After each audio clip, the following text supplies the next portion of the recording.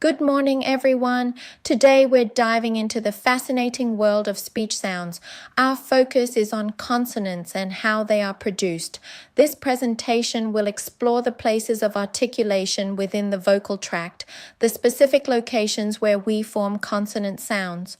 First, let's define what a consonant is. A consonant is a speech sound made by obstructing or restricting the airflow from your lungs. This is the key difference from vowels, which are produced with a relatively free and unobstructed airflow. While consonants have a lower acoustic intensity, they form the margins of syllables, while vowels form the nucleus. There are three main ways we can obstruct the airflow to create consonants.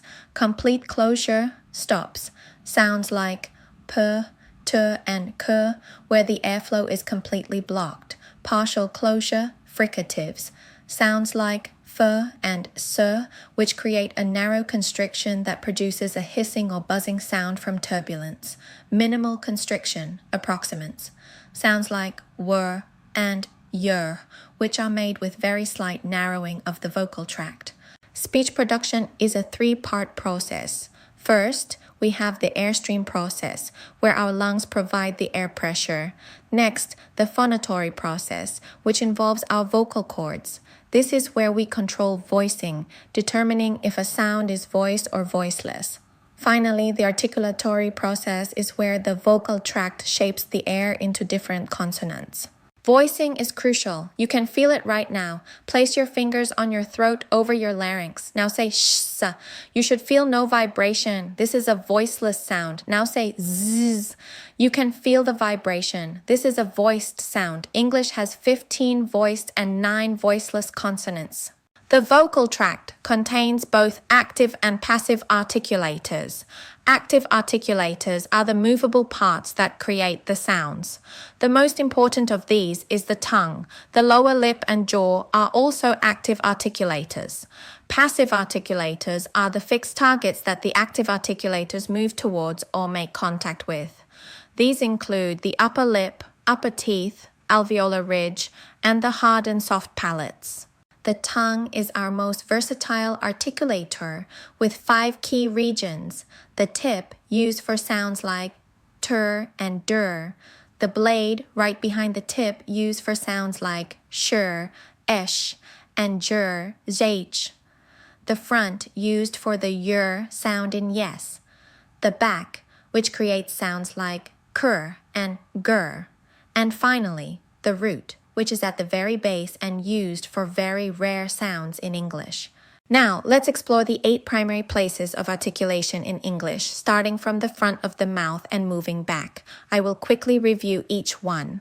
Bilabial, both lips come together to form sounds like p, b, and m. A fun one to practice is Peter Piper picked peppers. Labiodental, the lower lip touches the upper teeth for sounds like fur and ver. This is where we get minimal pairs like fan versus van.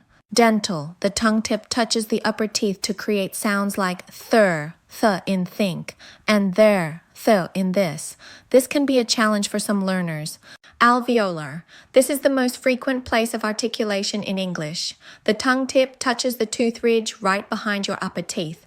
This is where we produce sounds like tur, dur, sur, and zur. Postalveolar, the tongue blade touches behind the alveolar ridge for sounds like sure, ish, chur, ich, and jur, j. Palatal, velar, and glottal. Palatal is where the tongue front touches the hard palate for the yer sound. Velar sounds are made when the tongue back touches the soft palate for ker, ger, and ng sound. Finally, glottal sounds like her are made at the glottis, the space between the vocal cords. This chart provides a summary of all 24 English consonants organized by their place of articulation and voicing. It's a great tool to visualize the full inventory. The way we speak can also affect sounds. For example, in place assimilation, a nasal sound changes its place to match the following consonant. For example, 10 people often becomes 10 people because newer R sound shifts to a bilabial mursh to match pursh. This concept is important for understanding common challenges for non-native speakers, such as substituting dental sounds with alveolar sounds. To improve, we can practice with minimal pairs, words that differ by only one sound. Hearing the difference between pat and fat can help train your ear. To summarize, consonants are sounds made by obstructing airflow in our mouths using different parts of our vocal tract called articulators. Today, we explored the 8 primary places of articulation in English, from the lips to the glottis. Understanding these concepts is key to improving your pronunciation and better analyzing how speech is produced. Thank you for your time, and I'm happy to answer any questions.